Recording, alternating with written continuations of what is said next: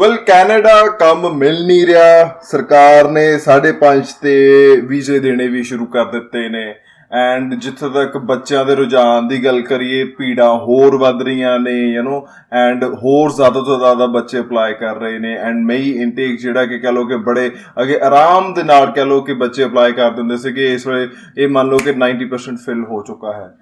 And ਇਹ ਸਾਰੀ ਜੋ ਗੱਲਾਂ ਚੱਲ ਰਹੀਆਂ ਨੇ, ਜੋ ਸਾਰੀਆਂ ਇਹ ਜੋ ਅਪਡੇਸ਼ਨਸ ਆ ਰਹੀਆਂ ਨੇ, ਡਿਵੈਲਪਮੈਂਟਸ ਹੋ ਰਹੀਆਂ ਨੇ, ਇਹਦੇ ਵਿੱਚ ਦੇਖਣ ਵਾਲੀ ਗੱਲ ਹੈ ਕਿ ਤੁਸੀਂ ਕਿੱਥੇ ਸਟੈਂਡ ਕਰਦੇ ਹੋ, ਵੇਅਰ ਡੂ ਯੂ ਸਟੈਂਡ, ਜਾਂ ਤੁਹਾਨੂੰ ਕੀ ਕਰਨਾ ਚਾਹੀਦਾ ਹੈ ਐਸੇ ਦੌਰ ਦੇ ਵਿੱਚ ਜਦੋਂ ਕਹਿ ਲਓ ਕਿ ਚਾਰੇ ਪਾਸੇ ਹਾਹਾਕਾਰ ਮਚਿਆ ਹੋਵੇ ਐਂਡ ਕੋਈ ਵੀ ਇਨਟੇਕ ਨਹੀਂ ਮਿਲ ਰਿਹਾ ਹੋਵੇ। ਪਹਿਲੀ ਗੱਲ ਤਾਂ ਅੱਜ ਨਾ ਟ੍ਰੈਂਡਸ ਬਾਰੇ ਗੱਲ ਕਰਾਂਗੇ। ਮੈਂ ਇਹਦੇ ਬਾਰੇ ਗੱਲ ਕਰਨੀ ਚਾਹੁੰਦਾ ਸੀਗਾ ਬੜੀ ਦੇਰ ਦੀ, ਬਟ ਮੈਂ ਸੋਚ ਰਿਹਾ ਸੀ ਚਲੋ ਇੱਕ ਵਾਰੀ ਕਲੀਅਰ ਹੋ ਹੀ ਜਾਵੇ। ਇੱਕ ਤਾਂ ਚੀਜ਼ ਇਹ ਸਮਝੋ ਕਿ ਤੁਹਾਡੇ ਆਲੇ ਦੁਆਲੇ ਅਗਰ ਤੁਸੀਂ ਦੇਖੋਗੇ, ਤੁਹਾਡੇ ਆਲੇ ਦੁਆਲੇ ਆਸਟ੍ਰੇਲੀਆ ਹੈਗਾ ਆ, ਤੁਹਾਡੇ ਆਲੇ ਦੁਆਲੇ ਇੰਗਲੈਂਡ ਹੈਗਾ ਆ, ਤੁਹਾਡੇ ਅਮਰੀਕਾ ਹੈਗਾ, ਨਿਊਜ਼ੀਲੈਂਡ ਹੈਗਾ ਆ ਐਂਡ ਕੈਨੇਡਾ ਹੈਗਾ, ਬਟ ਸਟਿਲ ਲੋਕੀ ਕੈਨੇਡਾ ਕਿਉਂ ਜਾ ਰਹੇ ਆ? ਪਹਿਲੀ ਗੱਲ ਤਾਂ ਕਿ ਬਾਕੀ ਜਿੰਨੀਆਂ ਵੀ ਕੰਟਰੀਜ਼ ਵਿਖਾਈਆਂ ਨੇ ਅਪਾਰਟ ਫਰੋਮ ਕੈਨੇਡਾ, ਉਹਨਾਂ ਦੀ ਜੋ ਇਮੀਗ੍ਰੇਸ਼ਨ ਦੀ ਇਸ ਵੇਲੇ ਜੋ ਪਾਲਿਸੀ ਹੈਗੀ ਹੈ ਉਹ ਬਹੁਤ ਹੀ ਕਲੀਅਰ ਨਹੀਂ ਹੈਗੀ। ਜਿੱਦਾਂ ਅਮਰੀਕਾ ਦੀ ਅਗਰ ਆਪਾਂ ਇੰਟਰਵਿਊਜ਼ ਦੀ ਗੱਲ ਕਰੀਏ ਉਹ ਕਲੀਅਰ ਨਹੀਂ ਹੋ ਪਾ ਰਹੀਆਂ, ਜਾਂ ਕਹਿ ਲਓ ਕਿ ਉਹਨਾਂ ਦੀ ਕੋਈ ਪ੍ਰੋਬਲਮਸ ਆ ਰਹੀਆਂ ਨੇ, ਈਵਨ ਇੰਟਰਵਿਊਜ਼ ਹੀ ਨਹੀਂ ਮਿਲ ਰਹੀਆਂ। ਆਸਟ੍ਰੇਲੀਆ ਦੀ ਗੱਲ ਕਰੀਏ ਤੇ ਜੀਟੀ ਨਹੀਂ ਕਲੀਅਰ ਹੋ ਰਹੀ ਐਂਡ ਉਹਨਾਂ ਦੇ ਜੋ ਰਿਫਿਊਜ਼ਲ ਚਾਂਸਸ ਜਿਹੜੇ ਹੈਗੇ ਨੇ ਉਹ ਇਸ ਵੇਲੇ 99% ਹੈਗੇ ਆ ਸਟੱਡੀ ਵੀਜ਼ਾ ਦੇ। ਤੁਹਾਡੀ ਫਾਈਲ ਜਿਹੜੀ ਹੈਗੀ ਆ ਉਹ ਲੌਜ ਹੋ ਜਾਏਗੀ, ਬਟ ਉਹਦਾ ਵੀਜ਼ਾ ਆਏਗਾ ਨਹੀਂ ਆਏਗਾ, it can't be sure. And PR ਜਿਹੜੀ ਹੈਗੀ ਆ ਉਹ ਬਹੁਤ ਲੇਟ ਮਿਲਦੀ ਹੈ, ਵਿਚ ਮੀਨਸ ਕਿ ਅਗਰ ਕੋਈ ਬੱਚਾ ਇਹ ਸੋਚੇ ਕਿ ਮੈਂ ਆਪਣੇ ਆਪ ਨੂੰ ਸੈਟਲ ਕਰਨਾ, ਆਪਣੀ ਫੈਮਿਲੀ ਨੂੰ ਉੱਥੇ ਬੁਲਾਉਣਾ, then that is not the right place to live. And ਇਹੀ ਕੇਸ ਅਗਰ ਦੇਖਿਆ ਜਾਵੇ ਨਿਊਜ਼ੀਲੈਂਡ ਵਰਗੇ ਦੇਸ਼ਾਂ ਦਾ ਵੀ ਹੈਗਾ ਹੈ। ਐਂਡ ਇਹ ਦੇਸ਼ ਬਹੁਤ ਵਧੀਆ ਨੇ ਐਂਡ ਇਹ ਬਹੁਤ ਵਧੀਆ ਇੱਥੇ ਡਿਵੈਲਪਮੈਂਟਸ ਹੋਈਆਂ ਨੇ, ਬਟ ਕਿਤੇ ਨਾ ਕਿਤੇ ਮਾਈਟ ਵੀ ਕੋਵਿਡ ਕਰਕੇ ਉਹਨਾਂ ਦੀਆਂ ਪਾਲਿਸੀਜ਼ ਜੋ ਇਮੀਗ੍ਰੇਸ਼ਨ ਨੂੰ ਲੈ ਕੇ ਸੀਗੀਆਂ ਥੋੜ੍ਹੀਆਂ ਜਿਹੀਆਂ ਸਟ੍ਰਿਕਟ ਹੋ ਚੁੱਕੀਆਂ ਨੇ। ਐਂਡ ਇਸ ਸਾਰੇ ਦੌਰ ਦੇ ਵਿੱਚ ਸਭ ਤੋਂ ਅੱਗੇ ਜੋ ਆਇਆ ਹੈਗਾ, ਜਿਹੜਾ ਕਿ ਇਸ ਵੇਲੇ ਖੁੱਲੇ ਹੱਥਾਂ ਦੇ ਨਾਲ ਕਹਿ ਲਓ ਕਿ ਖੁੱਲੀਆਂ ਬਾਹਾਂ ਦੇ ਨਾਲ ਕਹਿ ਲਓ ਕਿ ਤੁਹਾਨੂੰ ਵੈਲਕਮ ਕਰ ਰਿਹਾ, ਦੈਟ ਇਜ਼ ਕੈਨੇਡਾ। ਅੱਛਾ, ਕੈਨੇਡਾ ਵਿੱਚ ਇਨਫਲੇਸ਼ਨ ਬਹੁਤ ਵਧੀ ਹੋਈ ਹੈ, ਕੈਨੇਡਾ ਵਿੱਚ ਬੁਰਾ ਹਾਲ ਹੈ ਐਂਡ ਜੌਬਸ ਮਿਲ ਨਹੀਂ ਰਹੀਆਂ। ਹੁਣ ਇਹਦੇ ਵਿੱਚ ਕਸੂਰ ਸਾਡਾ ਵੀ ਹੈ, ਕਸੂਰ ਉਸ ਦੇਸ਼ ਦਾ ਵੀ ਹੈ। ਕਸੂਰ ਸਾਡਾ ਇਹ ਹੈ ਕਿ ਅਸੀਂ ਕੋਈ ਨਾ ਕੋਈ ਸਕਿੱਲ ਸਿੱਖ ਕੇ ਨਹੀਂ ਜਾਂਦੇ। ਪਹਿਲੀ ਗੱਲ we do not know how to even ask for a job. ਸਾਨੂੰ ਇਹ ਨਹੀਂ ਪਤਾ ਕਿ ਜੌਬ ਬਾਰੇ ਕਿਸੇ ਕੋਲ ਪੁੱਛਣਾ ਕਿੱਦਾਂ ਕਿ ਕੰਮ ਹੈਗਾ ਨਹੀਂ ਹੈਗਾ, ਜਾਂ ਕਹਿ ਲਓ ਕਿ ਸਾਨੂੰ ਇਹ ਨਹੀਂ ਆਉਂਦਾ ਕਿ ਸਾਨੂੰ ਲਿਟਰਲੀ ਕੰਮ ਆਉਂਦਾ ਹੀ ਨਹੀਂ ਹੈ, ਕਿਹੜਾ ਕੰਮ ਕਰੋਗੇ। ਅਗਰ ਤੁਸੀਂ ਇਹ ਸੋਚ ਕੇ ਚੱਲੋ ਕਿ ਨਾਰਮਲ ਲੇਬਰ ਕਰਨੀ ਹੈ ਤੇ ਬੇਟਾ it will be very tough for you. ਕੋਈ ਨਾ ਕੋਈ ਤੁਹਾਨੂੰ ਸਕਿੱਲ ਸਿੱਖ ਕੇ ਜਾਣਾ ਚਾਹੀਦਾ ਹੀ ਹੈ। ਹੁਣ ਸਕਿੱਲ ਕਿੱਦਾਂ ਦੇ ਸਿੱਖ ਸਕਦੇ ਹੋ? ਤੁਸੀਂ ਕੁਕਿੰਗ ਸਿੱਖ ਸਕਦੇ ਹੋ, ਤੁਸੀਂ ਹੇਅਰ ਕਟਿੰਗ ਸਿੱਖ ਸਕਦੇ ਹੋ, ਤੁਸੀਂ ਪਲੰਬਿੰਗ ਸਿੱਖ ਸਕਦੇ ਹੋ, ਜਿਹੜੇ ਕਿ ਜੋ ਬੇਸਿਕ ਜੌਬਸ ਨੇ ਜਿਹੜੇ ਕਿ ਈਜ਼ੀਲੀ ਅਵੇਲੇਬਲ ਨੇ। ਅੱਛਾ, ਹੁਣ ਅਗਲੀ ਗੱਲ, ਇਹ ਸਿੱਖ ਕੇ ਵੀ ਚਲੇ ਗਏ, ਅੱਛਾ ਚਲੇ ਵੀ ਤੁਸੀਂ ਬਰੈਂਪਟਨ ਤੇ ਟੋਰਾਂਟੋ ਗਏ, ਤੁਸੀਂ ਅਗਰ ਮੇਨ ਸਿਟੀ ਵਿੱਚ ਜਾ ਕੇ ਸੋਚ ਰਹੇ ਹੋ ਕਿ ਰਹੋਗੇ ਜਾ ਕੇ, then that would be really tough, ਕਿਉਂਕਿ ਉੱਥੇ ਖਰਚੇ ਜ਼ਿਆਦਾ ਹੋਣਗੇ ਐਂਡ ਉੱਥੇ ਪਹਿਲਾਂ ਹੀ ਬਹੁਤ ਲੋਕ ਪਹੁੰਚੇ ਹੋਏ ਨੇ ਐਂਡ ਇਹ ਸਾਰੀ ਕਸ਼ਮਕਸ਼ ਦੇ ਵਿੱਚ ਤੁਹਾਡਾ ਨੰਬਰ ਕਿੱਥੋਂ ਆਏਗਾ। ਸੋ ਮੇਰੀ ਇਹੀ ਸੁਜੈਸ਼ਨ ਹੈ ਜਿਨ੍ਹਾਂ ਨੇ ਅੱਗੇ ਆਪਣੇ ਆਪ ਨੂੰ ਪਲਾਨ ਕਰਨਾ ਹੈ ਕਿ ਕਦੀ ਵੀ ਨਾ ਮੇਨ ਸਿਟੀ ਵਿੱਚ ਪਲਾਨ ਨਾ ਕਰਿਓ, ਠੀਕ ਹੈ। ਚਲੋ ਮਜਬੂਰੀ ਹੈ, ਹੁਣ ਇਹ ਕਹਿ ਲਓ ਕਿ ਸਾਨੂੰ ਕੈਨੇਡਾ ਜਾਣਾ ਹੀ ਪੈਣਾ ਕਿਉਂਕਿ ਹਾਲਤ ਬਾਕੀ ਮੁਲਕਾਂ ਦੀ ਵੀ ਬਹੁਤੀ ਚੰਗੀ ਨਹੀਂ ਹੈਗੀ। ਬਟ ਮੇਨ ਜਿਹੜੀ ਗੱਲ ਇਹ ਹੈਗੀ ਹੈ ਕਿ ਕੈਨੇਡਾ ਵਿੱਚ ਜਿਹੜਾ ਹੈਗਾ ਹੈ ਤੁਹਾਨੂੰ ਕਦੇ ਵੀ ਮੇਨ ਸ਼ਹਿਰ ਦੇ ਵਿੱਚ ਇਸ ਵੇਲੇ ਪਲਾਨ ਨਹੀਂ ਕਰਨਾ ਚਾਹੀਦਾ। Do not plan for Brampton, do not plan for Toronto. But ਫਿਰ ਉਹੀ ਗੱਲ, ਪਲਾਨ ਕਿੱਥੇ ਕਰੀਏ ਕਿਉਂਕਿ ਬਹੁਤੇ ਸਾਡੇ ਰਿਸ਼ਤੇਦਾਰ ਤਾਂ ਉੱਥੇ ਰਹਿੰਦੇ ਆ। ਬੇਟਾ ਪਲਾਨ ਉੱਥੇ ਕਰੋ ਜਿੱਥੇ ਕਿ ਜੇ ਕਹਿ ਲਓ ਕਿ ਜਿਹੜੇ ਸਬਅਰਬਨ ਏਰੀਆਜ਼ ਨੇ, ਬਰੈਂਪਟਨ ਦੇ ਲਾਗੇ ਤਾਗੇ ਜਿਹੜੇ ਸਬਅਰਬਨ ਜਿਹੜੇ ਕਹਿ ਲਓ ਕਿ ਹਲੇ ਡਿਵੈਲਪ ਹੋ ਰਹੀ ਹੈ, ਸਿਟੀਜ਼ ਡਿਵੈਲਪ ਹੋ ਰਹੀਆਂ ਨੇ, ਉੱਥੇ ਤੁਹਾਨੂੰ ਕਰਨਾ ਚਾਹੀਦਾ ਹੈ ਆਪਣੇ ਆਪ ਨੂੰ ਪਲਾਨ।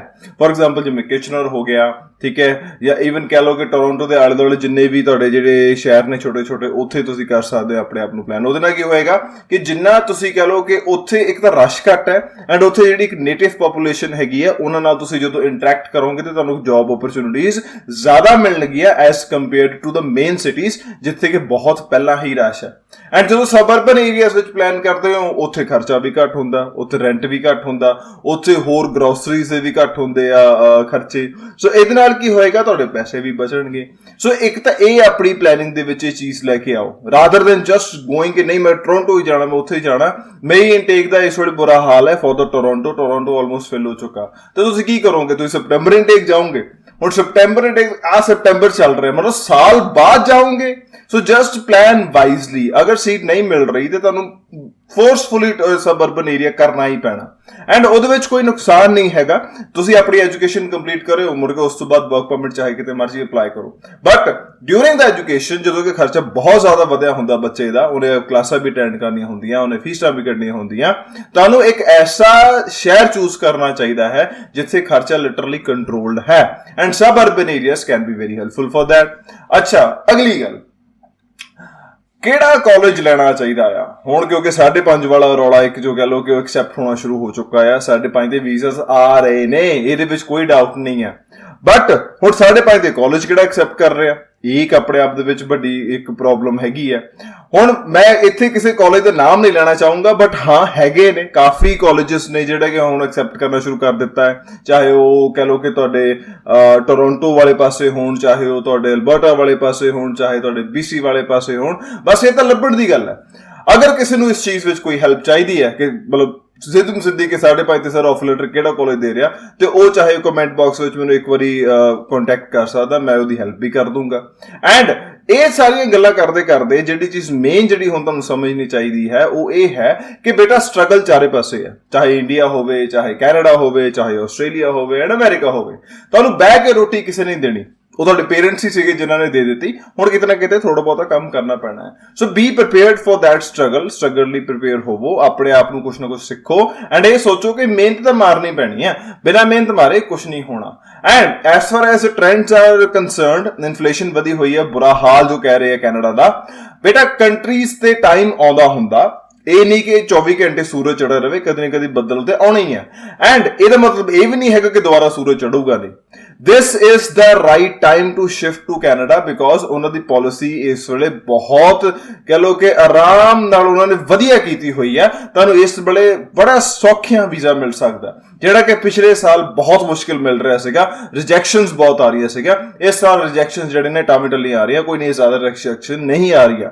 ਐਂਡ ਇਸ ਕਰਕੇ ਜਿਹੜੀ ਇੱਕ ਜੋ ਪ੍ਰੋਫਾਈਲਸ ਅਗੇ ਰਿਜੈਕਟ ਹੋਣ ਦੇ ਬਹੁਤ ਚਾਂਸਸ ਹੁੰਦੇ ਸੀਗੇ, ਉਹਨਾਂ ਨੂੰ ਵੀ ਕੈਨੇਡਾ ਦੀ ਸਰਕਾਰ ਵੀਜ਼ਾ ਦੇ ਰਹੀ ਹੈ। ਸੋ ਉਮੀਦ ਹੈ ਅੱਜ ਮੈਂ ਜੋ ਗੱਲਾਂ ਕੀਤੀਆਂ ਤੁਹਾਡੇ ਨਾਲ, ਜੋ ਵਿਚਾਰ ਵਟਾਂਦਰਾ ਕੀਤਾ ਤੁਹਾਡੇ ਨਾਲ, ਇਹ ਤੁਹਾਨੂੰ ਸਮਝ ਲੱਗਾ ਹੋਏਗਾ ਐਂਡ ਤੁਸੀਂ ਇਸ ਬਾਰੇ ਥੋੜਾ ਬਹੁਤਾ ਸੋਚੋਗੇ ਐਂਡ ਆਪਣਾ ਜੋ ਡਿਸੀਜਨ ਹੈਗਾ ਉਹਨੂੰ ਇੱਕ ਵਾਈਜ਼ਲੀ ਇੱਕ ਢੰਗ ਦੇ ਨਾਲ, ਵਾਈਜ਼ ਢੰਗ ਦੇ ਨਾਲ ਲਵੋਗੇ।